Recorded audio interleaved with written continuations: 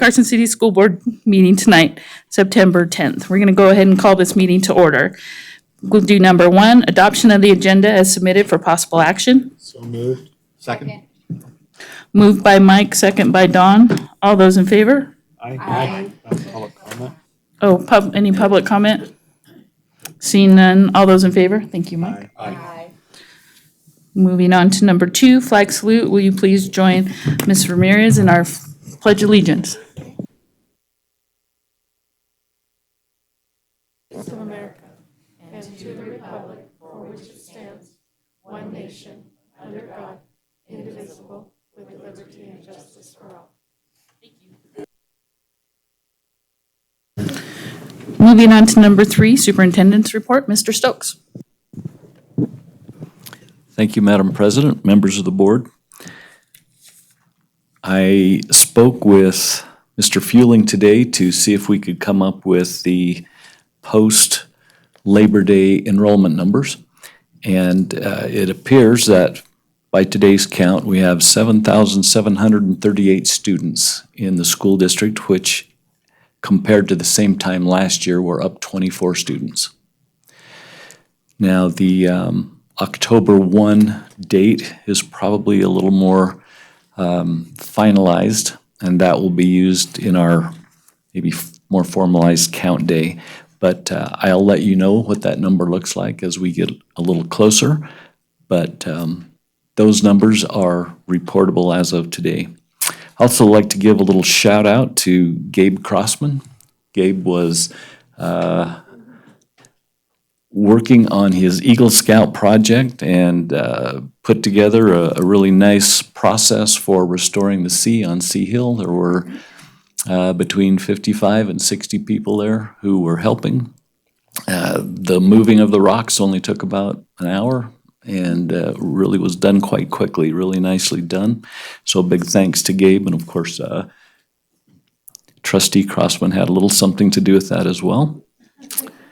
I'd like to let the trustees know that our NSPF star rankings will be formalized on Monday, September the 16th, so we'll be watching for that. As far as calendaring goes, the school's foundation meeting will be held this Thursday at 11:30 a.m. at the district office. We also have the Bond Oversight Committee that's scheduled for September the 19th, and that is also at the district office at 11:30. And then our Community PLC will be September 25th. And if you recall, last time we met, I had indicated that the state superintendent would be meeting with us that evening of the Community PLC on September 25. And so I have designated about half of our meeting time for questions and answers with the state superintendent. And that would be a great time for trustees to be able to attend that meeting. So I invite you to put that on your calendar. And that is my report. Thank you, Mr. Stokes. Moving on to board reports. Carson Hyde Ginger. Hi. This Friday we have our homecoming assembly for homecoming week next week, which is Disney themed, and it's called The Happiest Homecoming on Earth. And each day there's different dress up days and activities to go to. And Monday is Toy Story Monday with a bonfire and club fair from 6:30 to 8:30. And then Tuesday's Tiki Room Tuesday with a lip sync battle at 7 p.m. here. Wednesday's Jungle Cruise Wednesday with Wednesday Night Live at 7 p.m. here again. Thursday's Mad Tea Party Thursday with a drive-in movie at 7:45 at the school behind the bleachers of the football field. And then Friday's World of Color, and we have a home football game against Hug. And the student section is going to dress in white clothes, and before the game, kids in leadership are going to take like colored powder and throw them all over the clothes, so it'll be like colorful. And then Saturday the 21st is the homecoming dance from 7 to 10 at the school. Yeah, That's it. Thank you, Ginger. That's an awful lot, Ginger. Well, can't wait to see that. Go to Pioneer High with Abby. Hi. So first, I'm going to have a few new classes for Pioneer this year. So first we have Miss Allen, who's teaching Spanish, and it's an online course, but it's our first time Spanish is taught in SEAT this year. And then we have Miss Steinkraus, who's bringing her experience as a materials engineer at Bentley for 12 years into the classroom. And she's teaching a project leadway class in the beginning for engineering. And then Mr. Lewis is back in the classroom and he's teaching communications. And then Mr. Jordan is taking on the yearbook assignment with class and publications for this year. Last Friday, students gathered at 6:30 in the morning to watch our sunrise for a Rise Up Panthers event. And Miss Ward and Miss Corley made sure that there was plenty of hot chocolate and donuts and t-shirts, which Miss Atkinson is wearing one that says Panther Pride on it, which is pretty cool. Also today, Miss Atkinson is our leadership teacher, and we went to Miss Nelson's fourth grade class at Sealiger Elementary. And our leadership team is mentoring the younger students in life science standards. And we spent one day in the classroom, and then later on next Wednesday on the 18th, we're going to, with the Sealiger students and representatives from river regulars to the Carson River to study water quality issues and macroinvertebrates. And then lastly, I have open house scheduled for September 17th, and then the parents and students can come and visit the teachers and just walk around the school. And that's from 6 p.m. to 8 p.m. And that's all I have. That's a great report too. Thank you, Abby. Thank you. Richard? Before I start my report, I'd just like to kind of give an update on a Carson City grad from a couple years ago. I think everybody probably knows Jace Kima, but after graduation, he went to Idaho to play baseball for a couple years, and he just recently got picked up by the Wolfpack football team. So he'll be on the Wolfpack football team this year, and I think he's going to be a linebacker for them. So just wanted to give a little recognition there to one of our past graduates. At Carson Middle School on Wednesday and Thursday this week, they're having their picture day. The pictures will be taken during the social studies classes. So they're wanting everybody to pre-order the pictures, I guess. On Monday, they have an early release date, but they also have their book fair in the library. On September 18th at 7:45 a.m., they're having a coffee with the counselors, and that's also in the library. On Thursday, they're having their open house from 6 to 8 p.m. Also that day, they're having a fashion show assembly, and it's their Disney Spirit Day. And then on Monday again, it's an early release date. At Boardwick, Bray, they're having their PTA enrichment classes for grades 1 through 5. They're starting this next week. And also their Dolphin Club, I guess, tutoring program also begins next week. So they want everybody to know that. But that's about it. And the girls' basketball is starting to play, and also the cross-country team at Carson Middle School is also seeing action coming up. Thank you. Thank you. Laurel? For Fremont Elementary School, you guys all have the flyer here for the Fall Festival, but I want to announce it to anyone else. Fremont Elementary School will be hosting their first Fall Festival this Friday from 5:30 to 7:30, and they're going to have lots of different games, a dunk tank so you can dunk your principals, raffles, bounce house, and a DJ, and shaved ice. So it sounds like a fun event, and it's really affordable, and it's open to all families in the community, not just Fremont families. So if you've got looking for something to do with your elementary kids Friday night, that would be a fun activity. And any proceeds that they receive will go towards field trips, classroom enrichment, and other supplies for the school year. And also, they're going to have a ribbon cutting ceremony to open up the new addition that was just finished up at Fremont. So that's my report for Fremont. That was all they wanted me to talk about. So also for Fritch Elementary, they wanted to get it out there so people could save the date. Friday, September 27th will be the PTA Hero Breakfast, and that will start at 7:30 a.m. So September 27th, save that. And then just just to clarify with Mr. Stokes on that project, the rock moving did take about an hour because there were so many people, but most volunteers were there for about 3 hours between the hike, the cleanup, and the pack out and everything. It was a good morning that people dedicated, and had there not been as many volunteers, the rock moving would have taken twice or 3 times as long, and it could have been quite extensive. So anyway, thanks to everyone who did it. Thanks to Mr. Stokes for showing up too.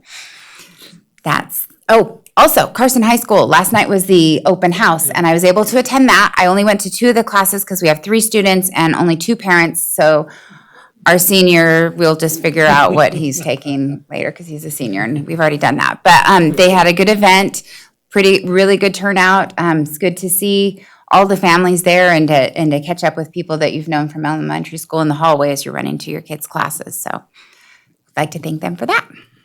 And that's the end of my report.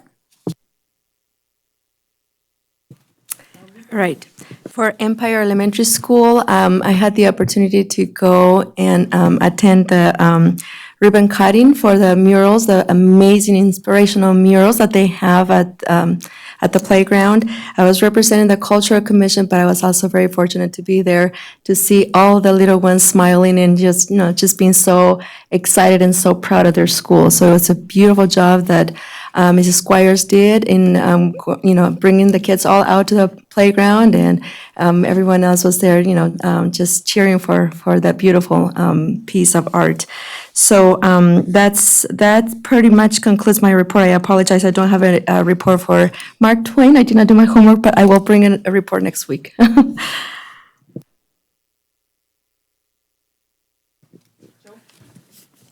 Just 2 quick things for the high school. Wanted to let everybody know that Friday, the 13th, good day for meetings. But you don't get that every day, but USC is going to be on campus at 1:10 p.m. at the Tech Center Conference Room. They asked the students to bring their Chromebooks, but anybody interested in attending college and want to get some information about USC, it's not often you get to talk to a big school like that, so really a good opportunity. I think you just sign in ahead of time at the guidance office, let them know you want to come, and they'll give you a pass. And then on a fun note, the high school cross-country team had their Washoe Valley meet, and that's always a fun meet. I think it terrorizes some young parents because Coach Sennett runs them through the sand, then runs them through the water, and then runs them through the sand again. So your $100 running shoes get broken in that day. In a good way. It's actually a very good event. It's a lot of fun, and the runners always love it. But anyway, I just wanted to congratulate the team. They really did pretty well. It's generally a pretty young team, and I think we're going to see good things from them. So that concludes my report. Thank you, Don. I'm going to start off with the Carson High School Band fundraiser at Pizza Factory. Next Tuesday, September 17th, Pizza Factory is generously donating 20% of all proceeds to the Carson High School Band program. And you don't have to tell them who you're with. They're going to give 20% of everything they make that day, and it's from 11 a.m. to 9 p.m. If you can't come for dinner, come for lunch, come for both. Have a lot of pizza. My announcements for Al Seeliger Elementary School. Picture Day is a week from Thursday, September 19th. They are also having a book fair the week of September 23rd through the 27th. And then on that Thursday is a special family night at the book fair. And lastly, it's never too early to start talking about Pumpkin Patch. Save the date, October 12th from 9 a.m. to 3 p.m. Come and get your pumpkin at Seeliger. And that's my report. Thank you, Don. Mike? No report this evening. Okay. I was lucky enough to attend that mural ribbon cutting too, and it was just amazing the people that got together to do that. And we had 2 amazing artists one was from Utah, one was from Reno. But I think the one thing that touched me the most was the art. One of the artist from Reno was there, and unfortunately, I can only remember his first name was Ken, and he was telling them how he used to draw when he was a kid, and he took questions from the audience, and it was really cool. But it didn't hit me until we were lining up for the picture. against one of the murals, and the kid in front of me, he's like, I said, so are you gonna do this one of these days? He goes, you think I could do that? I said, do you draw? He says, yeah, I draw. I said, then you can do that. And he goes, I could do that. And his face just lit up, but it never occurred to him that he could do that. So to have these opportunities for these kids to see this, especially in the arts, was just, I almost cried. It was just amazing. So it was really great for Mrs. Squire just to bring everybody out, and the community came out. The mayor was there, Mr. Stokes was there, Tasha was there, and Lupe. So it was a really nice occasion. And if you want to see them, you can just drive by the back of the school. You can see them from there. And both sides are just amazingly beautiful. So congratulations to that, and thanks to the city and the state for helping pay for that.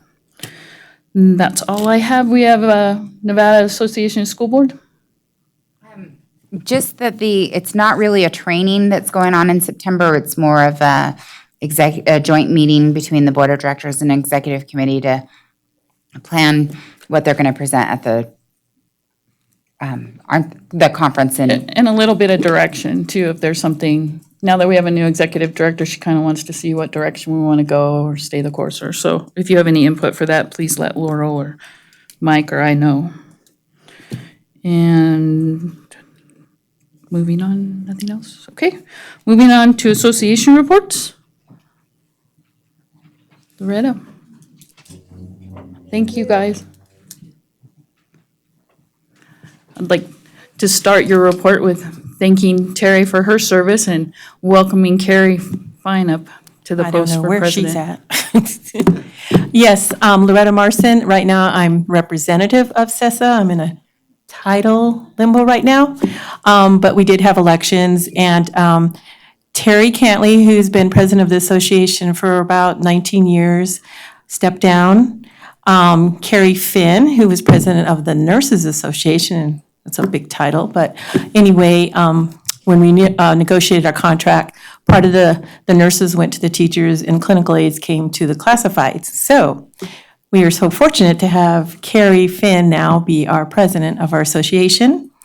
And then we'll be having a meeting coming up next week, and then we'll finalize who will be VP. And so we really want to thank Terry Cantley. She knows everything, and we will miss her, but hey, she's still going to be part of the association. So, we had a meeting, was it last Saturday? AJ and Dr. Dolphin came, and they had their presentation for all the members who were interested in the restructuring reclassification of our contract. And I think they pretty much got what they needed across, and I think most of them understood the changes. So we were really pleased with them coming and giving their time, and but they had pizza. So we just wanted to thank them, and just the amount of work that went into that once again to restructure. And AJ, the miracle worker, sorry, but you are. And Jose, you were right there, following right behind him and supporting everything that was going on for our classifieds. So we really appreciate the district working with our classifieds, our ESPs. So thank you. Well, we thank you too. It's a joint effort. There's a lot of work that came on your side too, so we appreciate that. Moving on to number 6, public comment. Comments may be made by the members of the public on any matters within the authority of this board. Please note that public comment will be taken on items marked for possible action before action can be taken on such items, and members of the public are encouraged to comment on such items at the time they are being considered. Although members of the board may respond to questions and discuss issues raised during public comment, no action may be taken on such matters until the matter is placed on an agenda for action at a meeting of the board. In making public comment, speakers are asked to come to the podium or come to the table and speak into the microphone and identify themselves for the record. Speakers are asked to limit their comments to no more than 3 minutes and to not simply repeat comments made by other. Is there any public comment? Seeing no public, we will move on to number 7. Oh, sorry, Julie. We do have one public. Number 7, discussion on proposed changes to CCSD regulations 511.1. Procedures for injuries requiring accident reporting, and Seer for discussion only. Welcome. Thank you. Madam President, trustees, members of the public and staff. This evening, I am pleased to provide for you a first reading of revisions to Regulation 511.1. This regulation was last revised back in 2012, so it's been a while. We try to have our eyes on these around every 5 years. This came to my attention when we implemented a new web-based reporting portal for accidents and injuries. And then when we kind of got involved with training staff on how to use that web-based incident and accident reporting portal, we also discovered that we had this regulation that needed to be updated to give some instruction on how to report incidents and accidents, not only just how to report them, but how to assess injuries and determine severity and who to notify and all those steps that we want folks to take should a student be injured and an accident occur. So I'm not going to read through the whole thing for you. I'm just going to kind of touch on some of the main points here. The purpose of the regulation is to address appropriate responses to student accidents and/or injuries.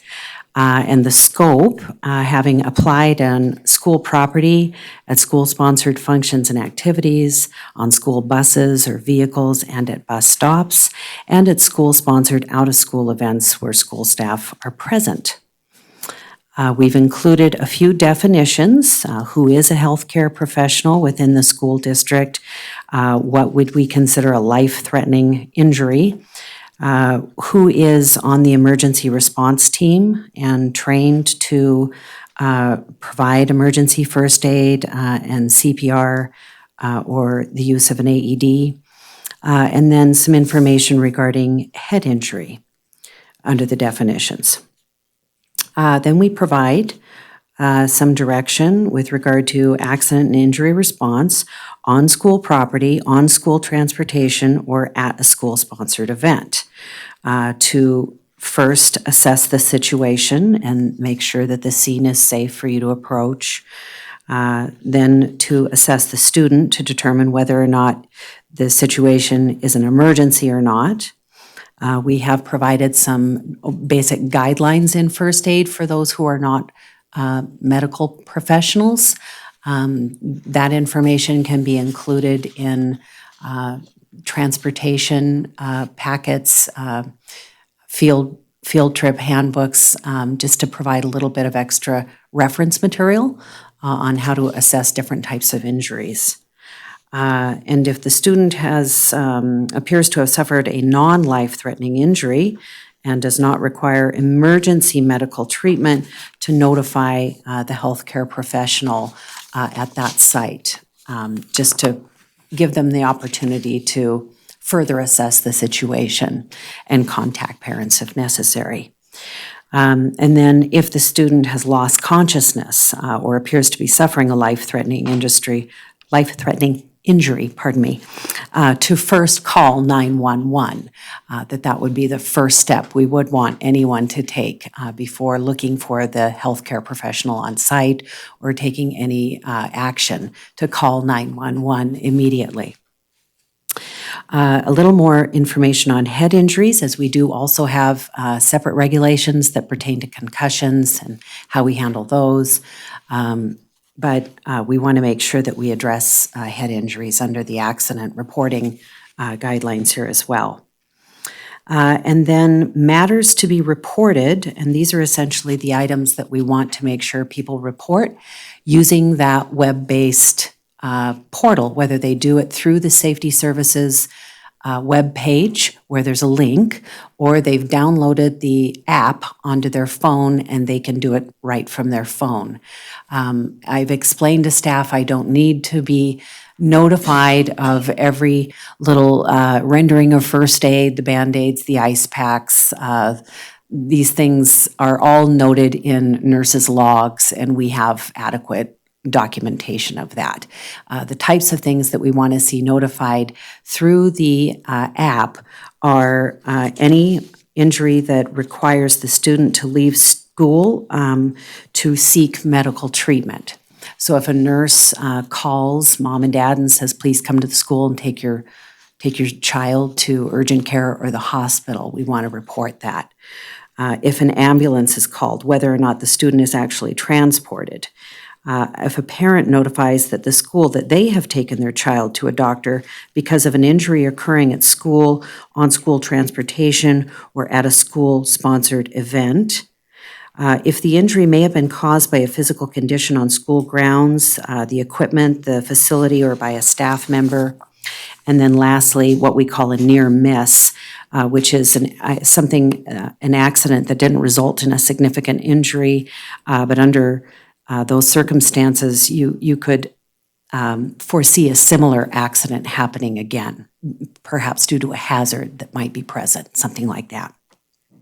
And then we have some guidelines and associated documents. So that concludes my first review of this regulation. I'm happy to hear any comments or suggestions you have. Thank you, Mike. I was just gonna say, I really like that format for those various scenarios. It was real easy to get the information and kind of a quick reference type manner, which I think in an emergency situation would be pretty helpful.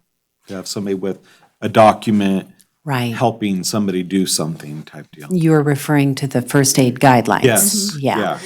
So those were originally developed under a federal grant for the San Francisco Unified School District, but that information has been put to use by many, many public schools. It's out there all over the place, but it was originally developed by the American Heart Association. So it's really good information. It's just a basic decision tree type format. Yeah. Laurel? Okay, I just had a couple, just editing type things. If you want me to go through them now, or do you want me to give it to you afterwards? Sure. On page 3, paragraph 5, head injuries, comma, and injuries occurring at athletic events or practices. I think you need to add a comma after practices. And then I think you should involve special consideration and just break up the sentence, do a period and start a new one. And then if you do that, please refer to protocols on concussions, eliminate the comma and just put and regulations. So perhaps head injuries, comma, and injuries occurring at athletic events or practices, comma, involve special considerations, period, and then capital P, please refer to the protocols. On concussions, and then I'd eliminate the comma and say and regulations relating to participation in that. And then, and I think it probably makes sense, even though we have 2 paragraphs for head injuries, but the reporting one is separate, so to me, it makes sense to keep it that way. I was looking at that. And then the second heading, underline matters to be reported, just capitalize the B for be reported.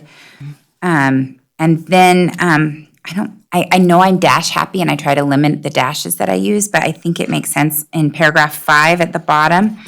A near miss, dash, meaning an accident resulting. I just think that describes what it is and then leads to it, so. Those are Excellent that. suggestions. Thank you. And then one more thing, and I know that you just explained that these first aid guides were prepared by the Red Cross and stuff, but when I looked at the allergic reaction and the little heading that said, students with life-threatening allergies should be known to all staff. And my only thought was students with known life-threatening allergies should be known to all staff, but sometimes students can have a life-threatening allergic reaction to something that they've never been exposed for, so I don't know if we should It's their add. first experience, and we wouldn't have had any way of knowing. Yeah, so I don't know if we should say students with known life-threatening allergies should be known to all staff, because you can't know what the kid doesn't know if they don't know, but you have, and just to be aware that even if it's not a kid tagged as having allergies, that it still could be an allergic reaction. I don't know if they have enough training on that to, I don't know. So That was just what I thought. I'll review that with Chief Nurse Sheila Story, and I'm pretty sure she would agree with you on that, Trustee Crossman, to differentiate between the students who we know to have life-threatening allergies. I had also made one minor edit to this document before including it under bleeding, because this document was originally developed back in 2007 under bleeding protocols. there was some reference to a tourniquet should only be used as the very last resort. And we now know through current bleeding control training that we just received, and having all of these bleeding control kits in our schools, that a tourniquet can be safely applied. So I removed the reference in the original materials that said it should only be used as a last resort, and simply stated it may be used. And then did you want to review the last section on medication before we go to that, or should I jump ahead to that? Just Regulation 511, on the back, medication, the last page. I think that's 511.2. Is that? It just says 511. It just says 511. Yeah. It's on the very last page of the packet. It's just the regulation part with 511. When did we adopt that? I think that's a separate regulation. Oh, okay, so it was in our 511.2. packet. We're doing Well, I found some 511.1. extra apostrophes and an extra comma in that one, so. And we'll probably get to that one, so. Yeah, you scared me. She just saw another place for a dash. Yeah. I really have controlled my dashes a lot. I used to be dash happy, so. Richard? Yeah, a couple of minor things. On the first page, under, I guess, purpose and scope, I notice there's not a line between those, and everything else has one, so I don't know if you wanted to put a line in between purpose and then the sentence that follows it, the same as scope. Oh, okay. Because everything else is spaced throughout the rest of the document. Oh, okay, It's just minor. sure. Could just be Formatting. It Yeah. could just be formatting so you don't have a widow on the, I'm sorry, it could just be formatting so you don't have one line over on the third page Yeah, that that you could be too, would be, so. want it grouped together. And then I'm wondering on the second or third page on head injuries, where we refer to the protocol on concussions. I wonder if we should add the regulation number for that, so if somebody needed to, real quick, they could know right where to go. Regulation number, That's a whatever. very good idea, probably to add those under the implementation guidelines and associated documents where we reference the other associated regulations to add the concussion reg. And then on the flip chart, I agree with Mike Walker that I think it's a really good document. But I'm curious, does the district provide training to the staff on this document? Do they know where it's located in case there's no medical assistant So available? it's a new resource that we'll be providing, so we'll make it available to We'll all make it of. available so everybody knows where it's at. Okay, good. Yep. Then I'm just wondering too, on the breathing, let me see. It says, on preventing disease transmission, use breathing barriers if available when breathing for a person. Do we have that equipment available for people to use, the masks? Yes, that's in our first aid kits, and it's also in with all of the AEDs. And all employees are put through an e-learning course on bloodborne pathogens every year. Okay. So that information on universal precautions is training we do every year. Okay. That's all I had. Thank you. How about on page number 2 on the head injury section in the middle of the page, the word in parentheses, is it concussion? C-O-N-T or C-O-N-C? Contusion. Oh, they meant Contusion, contusion, okay, Yeah. okay, thank you. Perfect, thanks.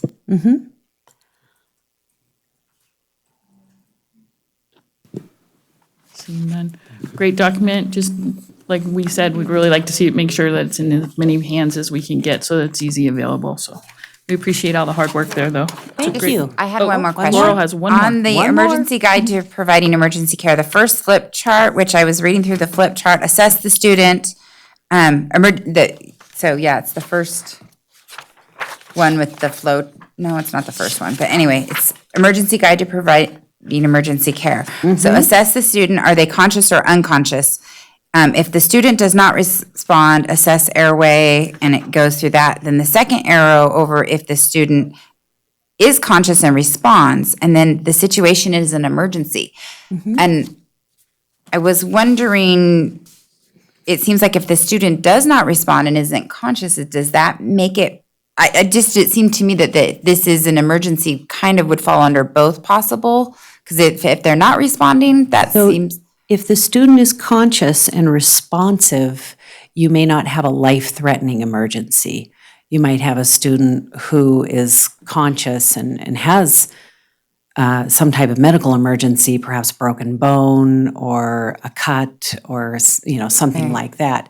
But you may not need to call 911 immediately. You may have time to get your healthcare professional at the school site or whomever is available to help you. Yes, but if they're I was thinking if unconscious, we're they're going to call unconscious, that is an 911. emergency. Yeah. Okay, so that, I just was looking at it going, that looks like it should go under both. No problem. Thank you very much. Thank you very much. We'll see you again in 2 weeks. Sounds good. Thanks, Ann. Moving on to number 8, discussion on the development of a district-wide progressive discipline plan for the progressive discipline of students and on-site review of disciplinary decisions for the 2019-2020 school year as required by AB 168 resulting from the 2019 legislative session. For discussion only, Ms. Fushon. Thank you, Madam President. Whoops. Thank you, Madam President. Tasha Fuson for the record. In this past legislative session, 2019 Assembly Bill 168 was passed. In Section 5.5 of that Assembly Bill, it requires the Board of Trustees of each school district to establish a plan for progressive discipline of pupils and on-site review of disciplinary decisions. That section also includes requirements for inclusion in that progressive discipline plan. So that is the first one. The plan has to be developed with the input and participation of teachers, school administrators, support staff, and parents. Has to be consistent with the written rules of behavior prescribed in accordance with NRS 392.463. Has to include provisions designed to address the specific disciplinary needs and concerns of each school within our district. Has to provide for the temporary removal of pupils from the classroom or premises of a public school in accordance with NRS 392.4645. It must also provide for the placement of a pupil in a different school within the school district in accordance with NRS 392.466, and include any of the names of members of committees, site-based committees to review the temporary alternative placement of pupils as required in NRS 392.4647. That being said, we had to start, at least bring something in front of the board, I felt, as a template. What I did is I took the plan from Carson High School that Carson High developed last year with their parents and students, not students actually, I'm sorry, there was parents, support staff members, administrators, and teachers involved in that plan. I then took their plan and shared it with our discipline, our district-wide discipline committee last week. That discipline committee has representatives, administrative representatives from every school in the district. So what you have in front of you is a draft, a template to start with for the creation of that progressive discipline plan. Our team did go through and make sure all of those requirements, those 6 requirements, is listed in Section 5.5 of Assembly Bill 168 that made sure that they were included. So if you want to take a look at that plan, we can kind of walk through that. The first page lists all of the folks that were involved in the development of the plan as it looks right now. And again, this is just a draft for your input. And then we will be sending it back out to sites again. There's a list of all the schools in our district. You'll notice that there's a place for a name and a title that's empty right now.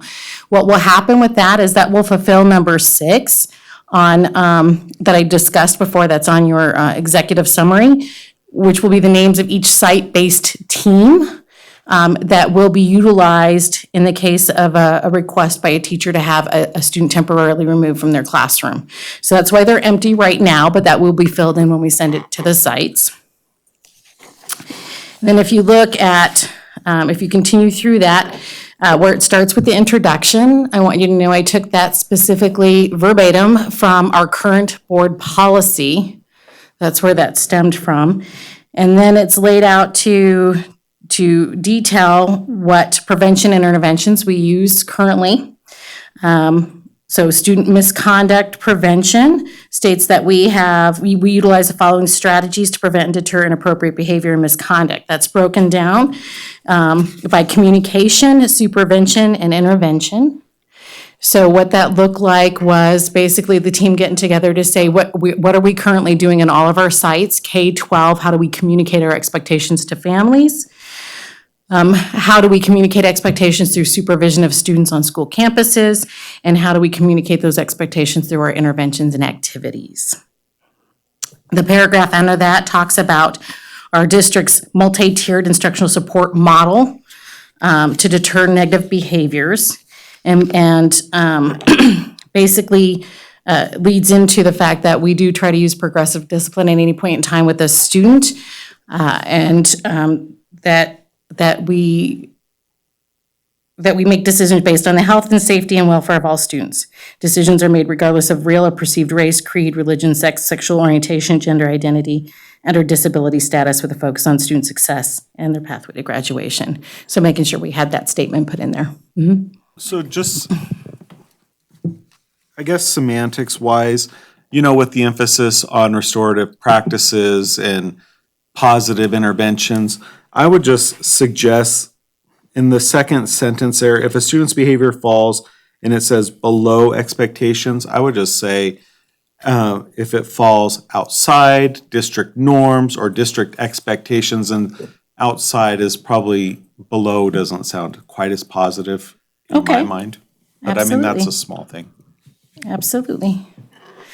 And that part was actually taken from our existing, many pieces. So when it comes to the paragraph pieces in here, I want you to know I literally took them from our existing policy just so that we had consistency and we weren't coming up with something that hadn't been looked at or drafted by the board. I appreciate what you're saying. And we're actually going to review board policy 525 in early October, so we can make that same change at that time. I'll capture that for that discussion. The next page, I'm sorry, go ahead. Just a quick question on that second paragraph, as I was reading through it again, with the focus, the last sentence, regardless of any other real or perceived race, creed, religion, or just with a focus is on student success and their pathway to graduation. Should it just be with a focus on? Yes, Okay. that should be with a focus on. Thank you.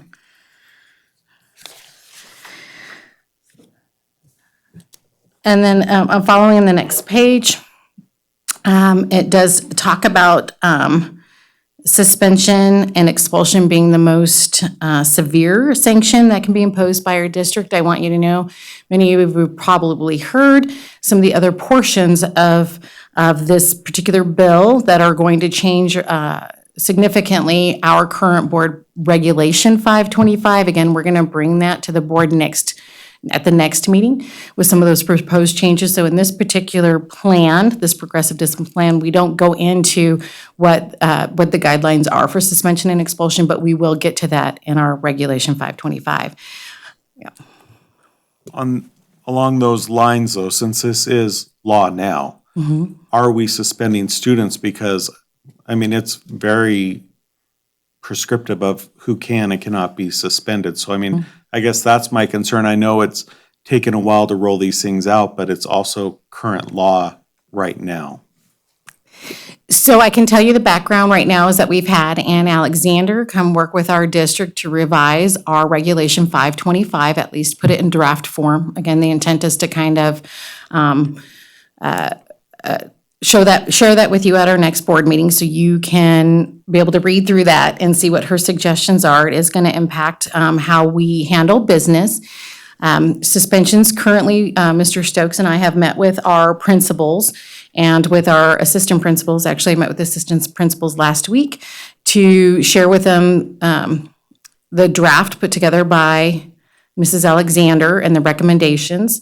So at this point in time, we are working very closely with the principals to minimize any suspensions that are done and to work with them, for instance, looking at in-school suspension versus out-of-school suspension, and other ways to intervene with the restorative justice piece. So we're having those conversations. We are very well aware of the principals are keeping in close communication with us to address any issue that should arise while we're trying to put this in place with the board. When we say minimize, I mean, I'm specifically concerned with the elementary level. Because obviously you can't suspend, I have students older than any of the students in our schools get to in elementary school. So I mean, it really has taken that off the table for elementary. And so I'm just kind of. Correct. And our elementary principals and vice principals do know that, and we have not had any suspensions at the elementary level. They're aware of that, and we are actually working with the student support services not to get into detail of those particular pieces of the bill, but it, in essence, states that we cannot suspend students on individualized education plans or on 504s without the board taking action. For students 11 and older. For under 11, you cannot suspend students, whether they're special ed or general ed, in an elementary school for students under 11. So it's going to change practices, but those elementary principals and vice principals do know that. We have not had suspensions currently at that level.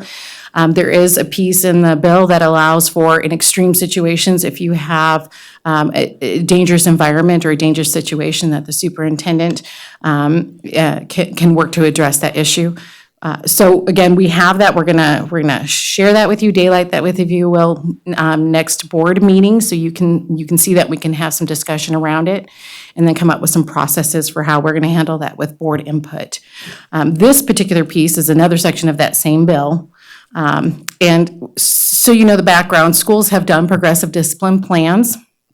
In the past, this particular part of the bill shifted the responsibility from the individual sites to the board. And I think it was to set up for the other parts of the bill, which again dictate suspensions and expulsions and how that's handled. So to have one plan per district versus, in our case, 10 different plans.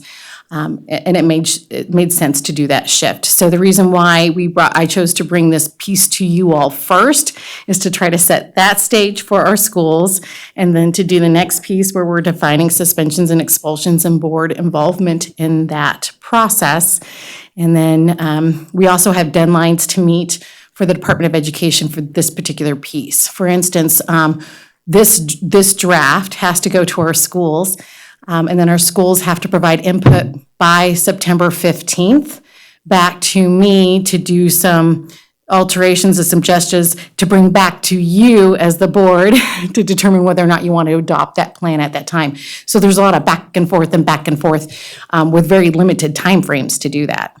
So. And kind of one of the other things, and this is kind of for Mike, and I was planning on bringing this up when we go to our NASB meeting at the end of the month. I think that when you look at the law, there's a lot of talk of expulsion, but where is the difference between expulsion and suspension? Are they thinking, is the intent of the law expulsion meaning anytime you take somebody out of the class? I mean, I think there's a lot of questions, and I think that we need to get some legal guidance, probably from Attorney General's office. I think the Superintendent's Association, I think certainly the School Board Association, because the last thing I think that most school boards are equipped to do would be to determine when and if a student should be suspended in most cases, I would say. Mr. Stokes. Thank you, Madam President.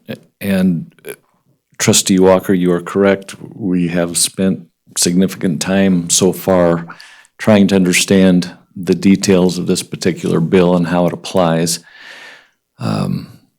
We are anxious to make sure we're doing the right thing. I know that sometimes individuals use the word suspended and expelled universally and sometimes differently. And that is a real issue. And our board has always had the ability to perform an expulsion, even though we very rarely do it. We find some other way to keep that student engaged in some way, even if it is in a stay-at-home online approach to doing education. So we're anxious not to change that part of our work unless there really is an issue of safety. But there are a lot of unanswered questions. We're trying to think about how this body would do suspensions, and it's kind of frightening.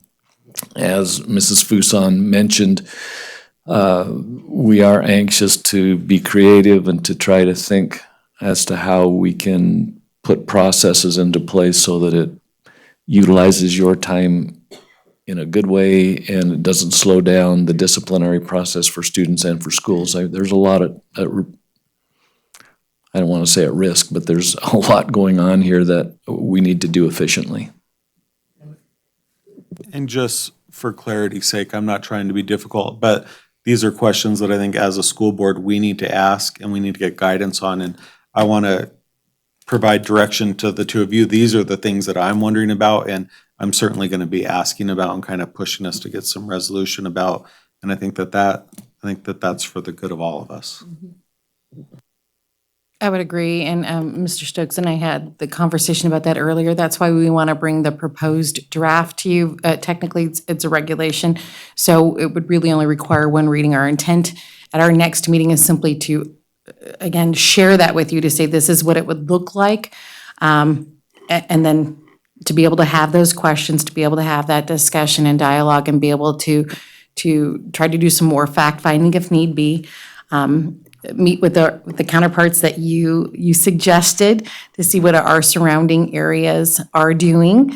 I can tell you that so far there's not a lot of buzz that we've been hearing from our surrounding districts about movement that they're making towards addressing this. It's actually been stated that we're pretty much way ahead of the game in terms of what's being discussed or the questions that are being asked out there. But we've had already a handful of instances that have come up in our schools and principals that are wanting direction and needing direction. So we didn't want to drag our feet on at least taking a chance, or taking a step towards addressing it and being able to come up with some clear guidelines for our schools to be able to follow. Sure. Just to clarify, if you have a student that's being very disruptive on an ongoing basis in the classroom, that's affecting the learning of the other students, instead of suspending him, could he or she be removed from the classroom and put in a different place for their learning and for the other students to be able to continue to learn without being suspended from school? Yes. We typically consider that in-school suspension or an alternative learning center, depending on the setup of that program within the individual school. Okay, so that can still be done. Thank you. Mm-hmm. Okay, so the rest of that page specifically talks about additional guidelines. So when students are in suspension, for instance, in school or out of school, they are not to participate in other school activities during those days.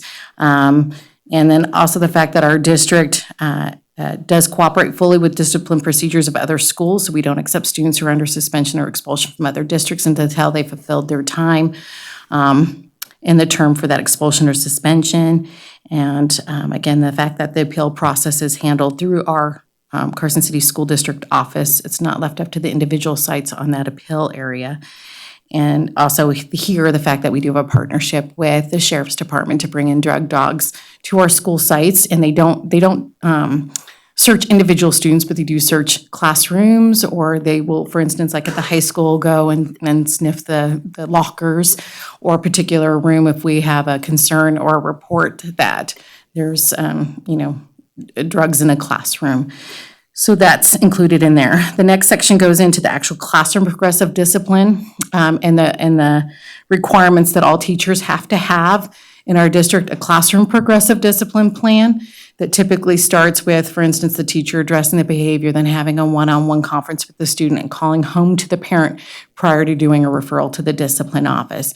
The intent there is that parents should be hearing from teachers first when it's a normal classroom misbehavior kind of thing. There's obviously times where you have to jump steps. So Trustee Varner, when you asked, for instance, if the student is being so disruptive in that classroom environment that the teacher can no longer teach, and we realize that the teacher is handling that classroom, they can't exactly leave the classroom to call the parent at that point in time. So there's times when a parent might get a phone call from a school administrator versus a teacher. But in most cases, if it's just a minor misbehavior in the classroom, we want the parent or the teacher to be doing that call to the parent. The next page then goes on to the fact that after it's referred to the office, administrative interventions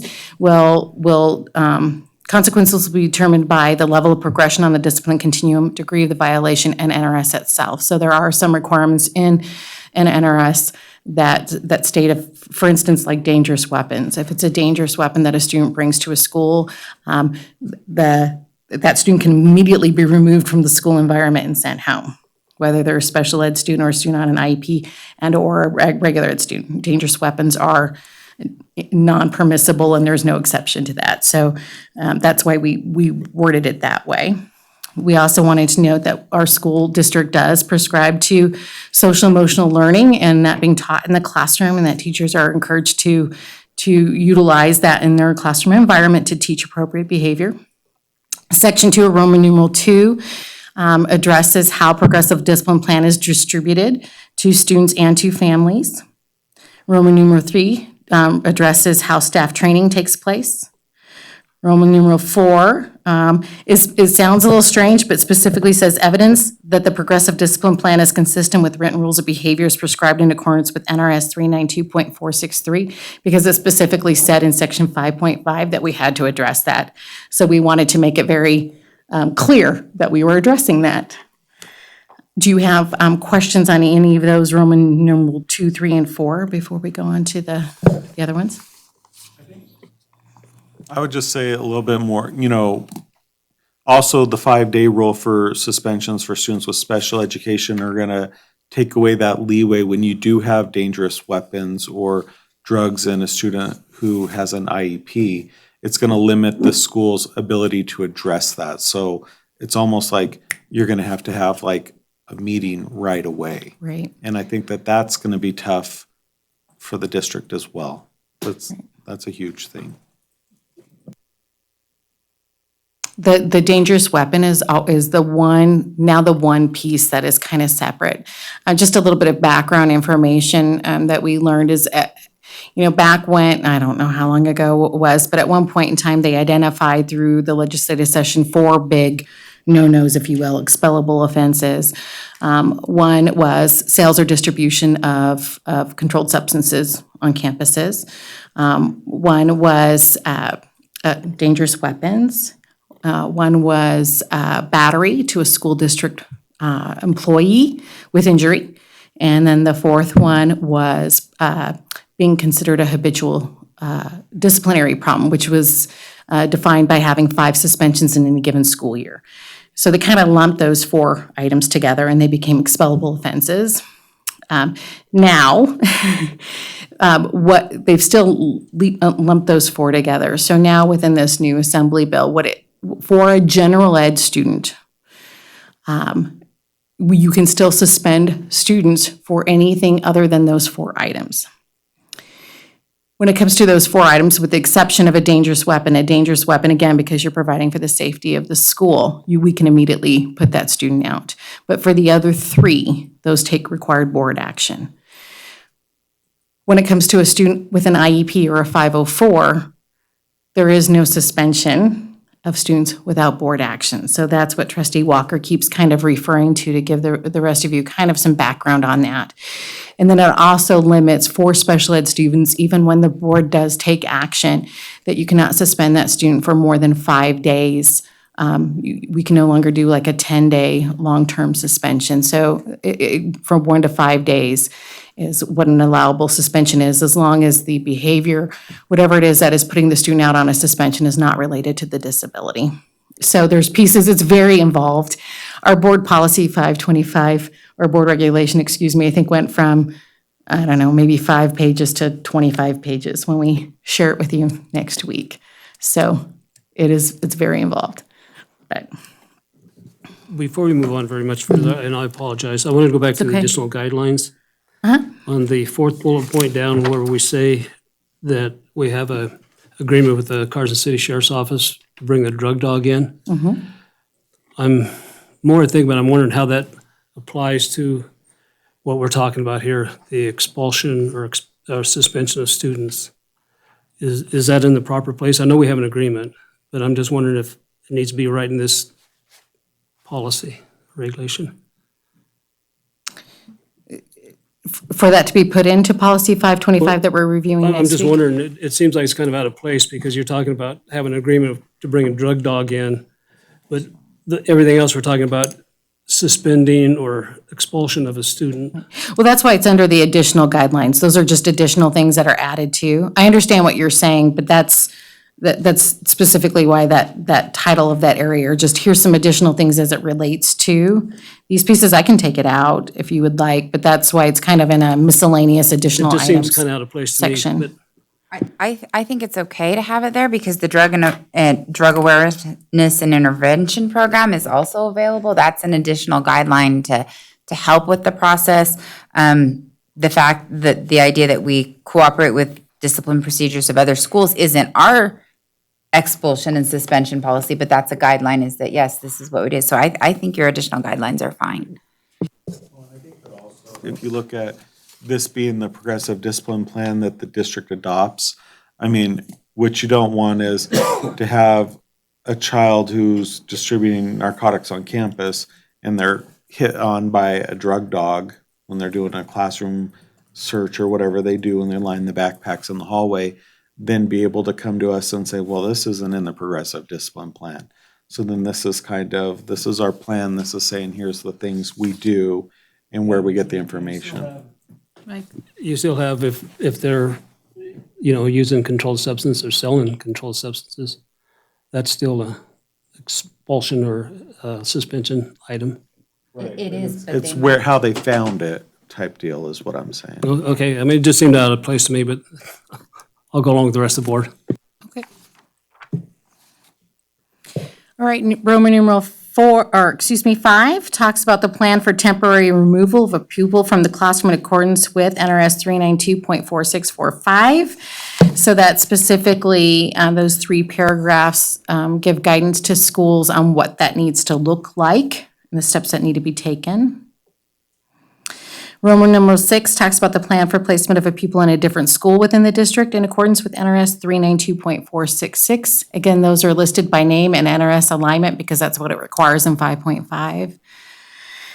And then section 7 is taken directly out of our current policy, actually our current regulation, that actually lists the prohibited conducts or the titles of those prohibited conducts, and then also the related administrative policies in case, again, an employee and or a parent wants to go back and look specifically for more in-depth detail of those things. It was thought that instead of listing all of those things, this document could end up being 50 pages long if we brought all of those in. So that was a better way to kind of categorize those items.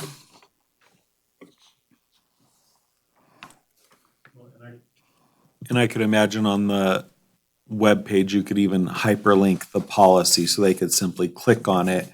They don't have to go search a separate thing for it. Absolutely. That's the other part of this. So by September 15th, the principal, it specifically says a principal of each school, so I'm sure our principals have teams that will do these things, but have to review the plan in consultation with teachers, school administrators, support staff, parents, and students. So at the site level, it involves students. At the district level, this level, we weren't required to have students involved in this piece. And then based upon that review, they're to recommend to the Board of Trustees revisions to the plan. Then they have to, after this plan is adopted by the board, then each school will post it to their school website. We will be posting it to our district website as well. We absolutely can hyperlink those things. I think that's an excellent suggestion. And in addition to that, then this plan gets distributed to basically every employee within the district, in essence, is what that says. They want to make sure that it's not just something that in a training we talk about, so we're required to actually give a copy of it to all support staff members, teachers, administrators, et cetera. And those are the next steps for that.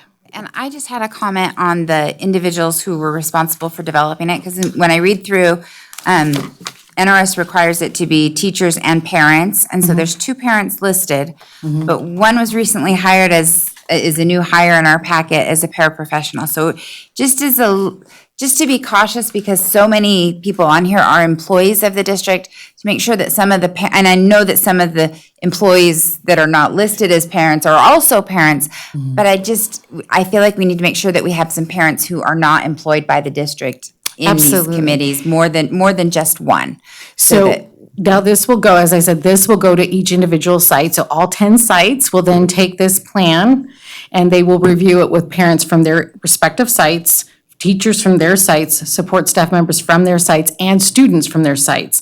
I have asked all of the principals then to give the feedback to me, as well as a sign-in sheet listing every person that was on their team and their role, so that by time we are done with this, we'll probably have a list of anywhere from 10 to 20 parents in addition to these 2. So these folks were literally just involved in the drafting of the base plan to get us started, if that makes sense.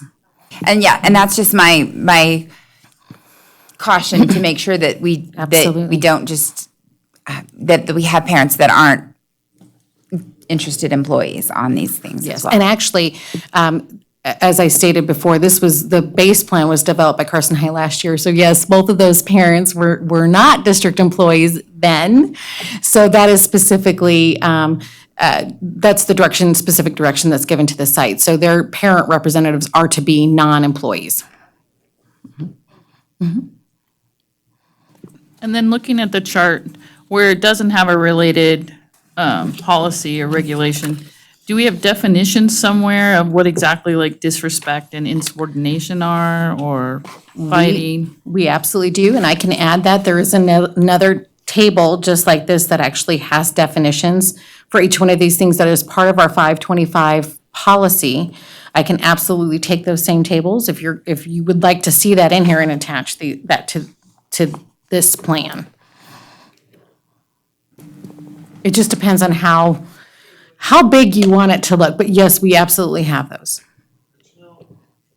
And I'm just thinking, I know it's gonna be huge, but I'd almost like to have all that stuff in one place, because typically it doesn't come up until somebody's in trouble for doing one of these things.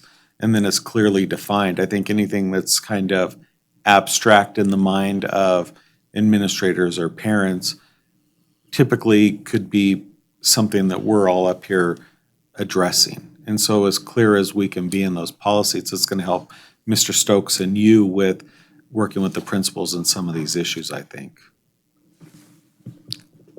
I'm happy to add it.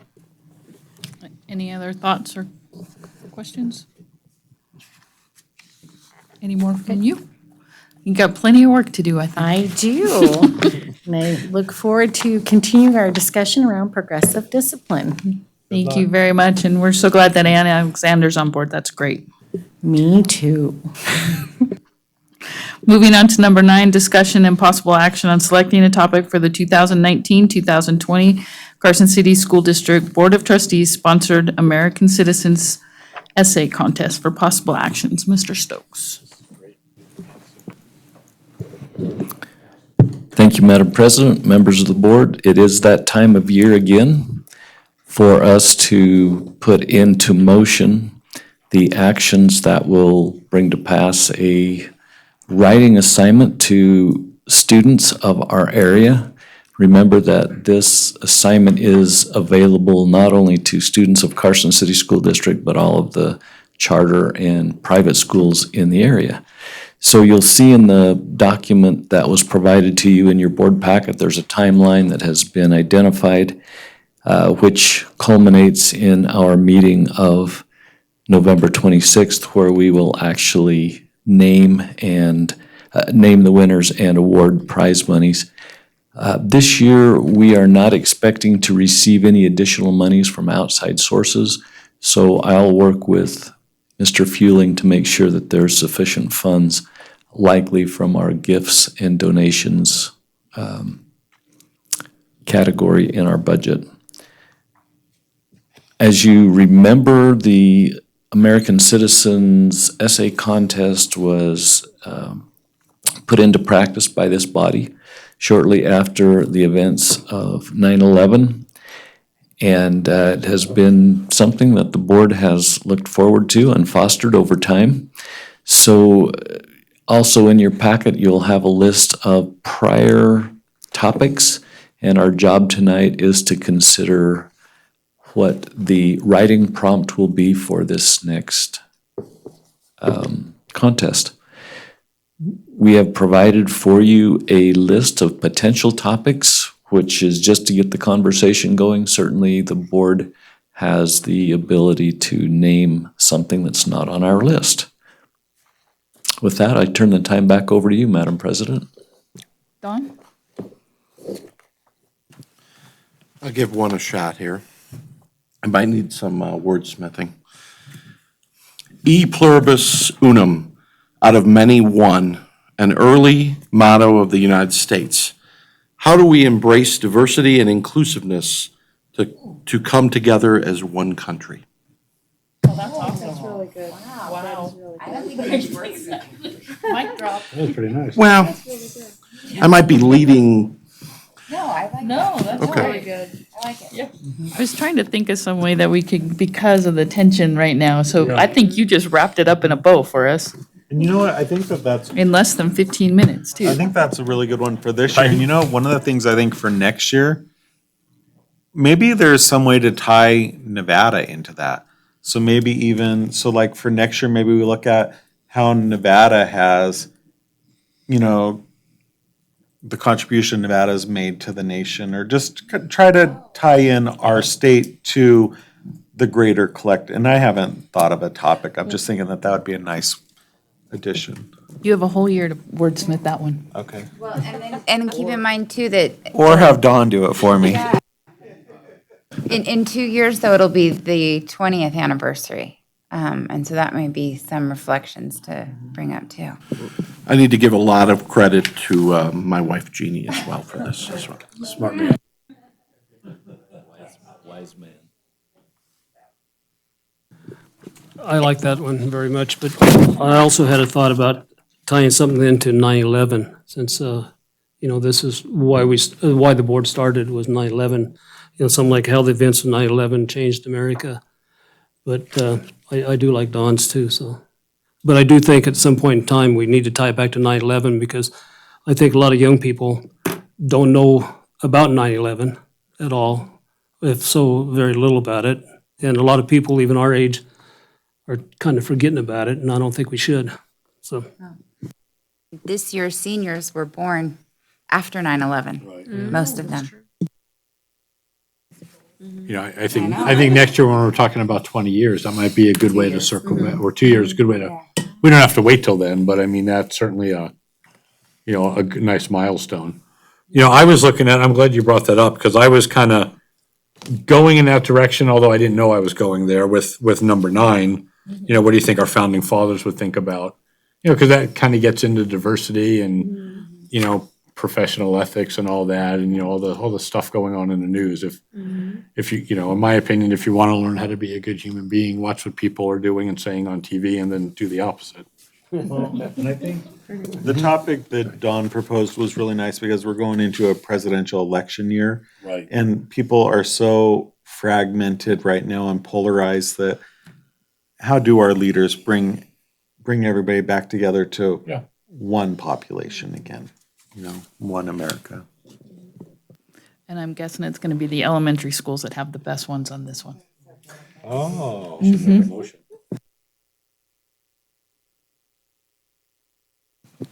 I'll go ahead and make it. Okay. I move that the Carson City School District Board of Trustees approve Dawn's suggestion for the topic for the 2019-2020 board-sponsored American Citizen Essay Contest, and I would instruct Dawn to share that with Renee. Motion by Laurel, second by Mike. Any public comment on this? Anybody else have a good theory? Seeing none, all those in favor? Aye. Perfect. That was the easiest So- one we've had.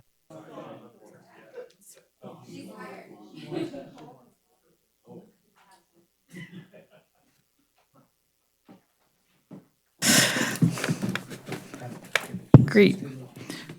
Moving on to number 10, informational update on the progress made towards the inspections and studies of the property located at 1600 Snyder Avenue, Carson City, Nevada, for discussion only. Mr. Stokes. Thank you, Madam President, members of the board. Just a brief recounting of the Citizens Committee and the work that's been done towards 1600 Snyder Avenue since our last meeting. The Citizens Committee met on September the 4th, 2019. Our next meeting is scheduled for September 11th, 2019.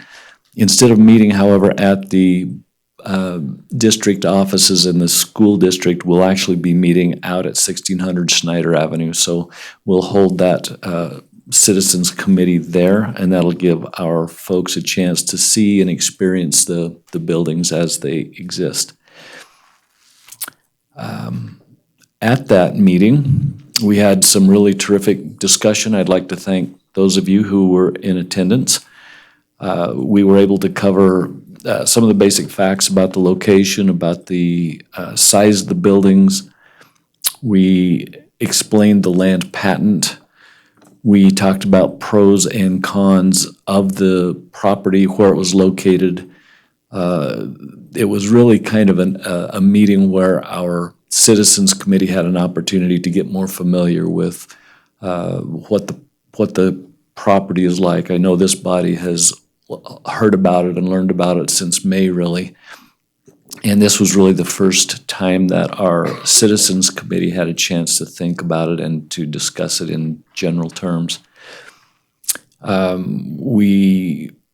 It was talked about how there's not a lot of property available in 10 acres or more that's available in our area. It was talked about that it is in close proximity to Northern Nevada Correctional Center. We talked about how the current student enrollment is impacting this decision, and whether or not this is an immediate need or whether or not this is a need that the district might have further down the road. It was said that,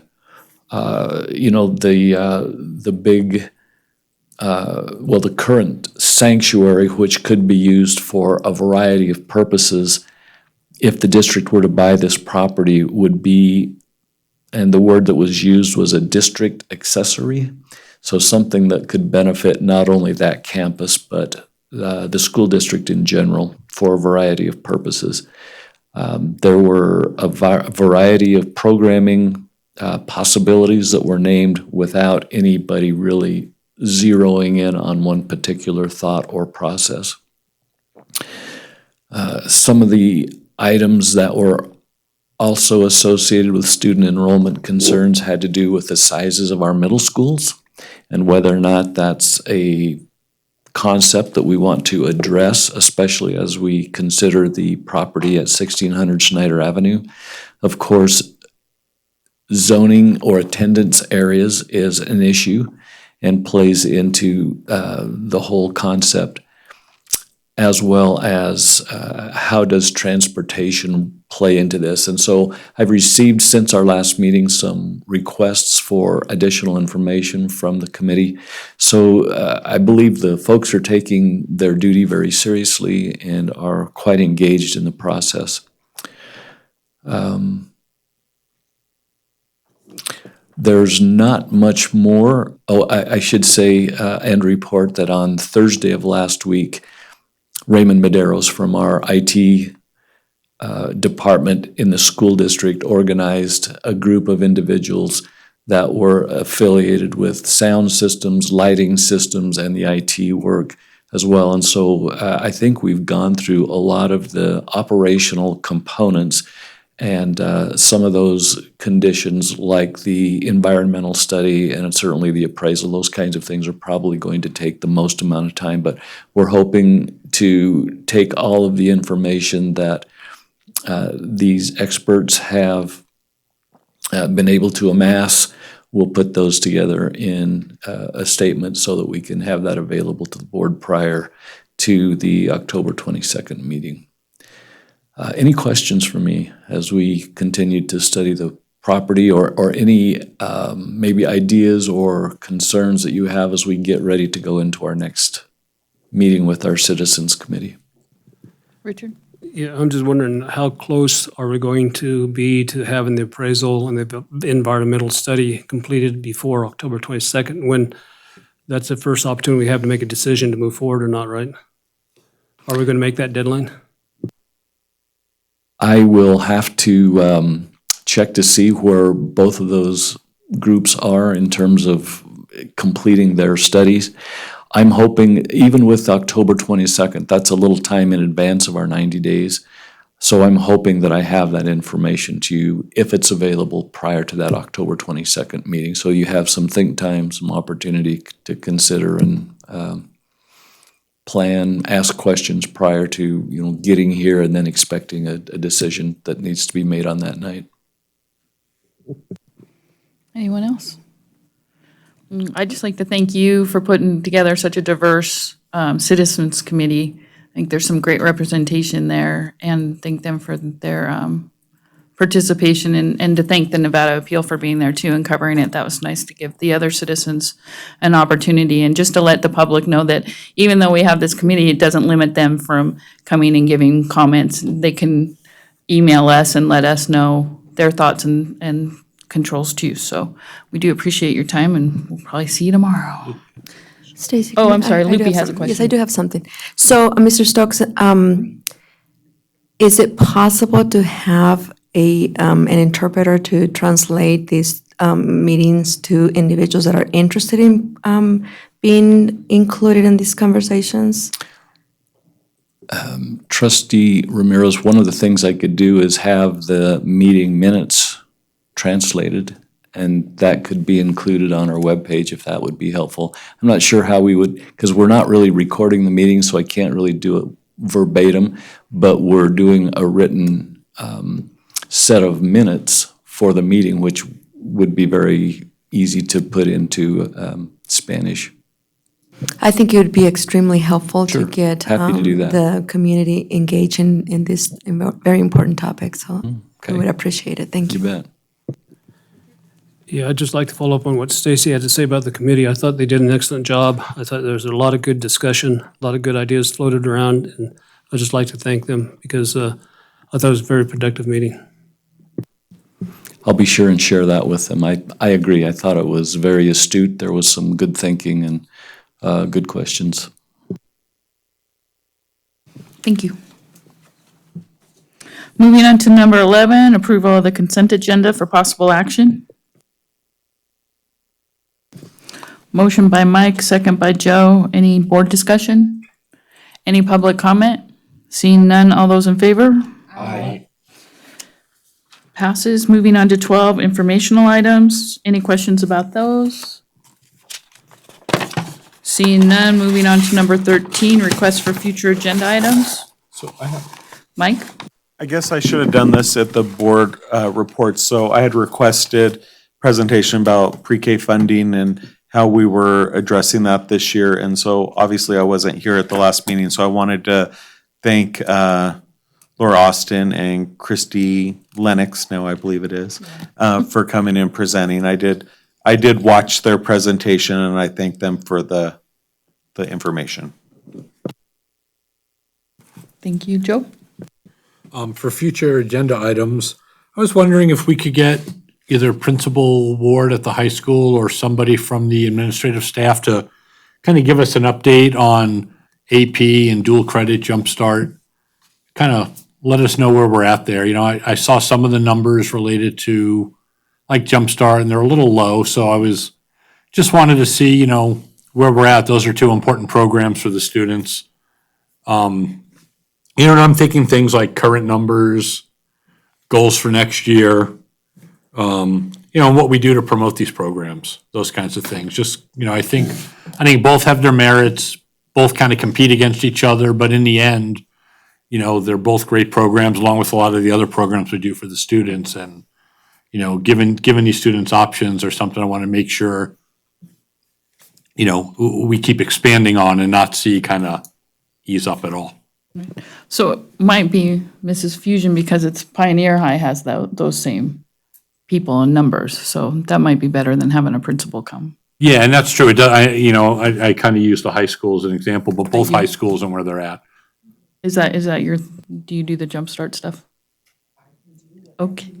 Well, I'll leave it up to Mr. Stokes. Whoever does those programs, if they could come. I don't think we need a principal for one or the other. Yeah, it doesn't need to be a principal, but just somebody that's involved in it that can give us some information. And I don't want to throw more on you. I mean, I kind of like hearing from the schools themselves, as you know, being a principal, you know, when, you know, your eyes and ears are on the ground and you're in the middle of it now. And So we, Tasha Fuson for the record, we're actually having a Jumpstart meeting at Carson High School, I believe I think it's next week, a planning meeting.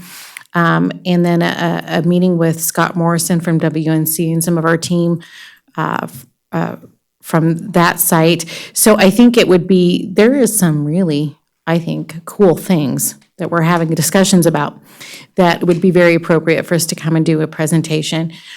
We obviously have Cindy Reyes, who's the Jumpstart counselor at CHS. I think we can come up with a combination of folks to come in and kind of represent both of those programs. I don't think that'd be a problem at all. And when could you send me or maybe send all of us just, I used to attend the Jumpstart meetings and I got busy and haven't. But if you could send me the information on when some of those are happening, I'd really like to attend and just get more involved. Thanks. Okay, but just remember, if you're going and they're not posted, so if you see 3 people, you have to turn around and be last. You have to leave. Yep. Just to remind people, because we're not posting those meetings. Richard? I know it's early in the school year, but, you know, last year the board authorized over $800,000 for a new curriculum into reading. And I'm just wanting to get your view of when it might be the appropriate time to report back to the board about how the rollout of that program's going, how it's being accepted, if there's any problems being encountered by the teachers, those type of issues. So I don't know if it's too early or if we should wait another month or so.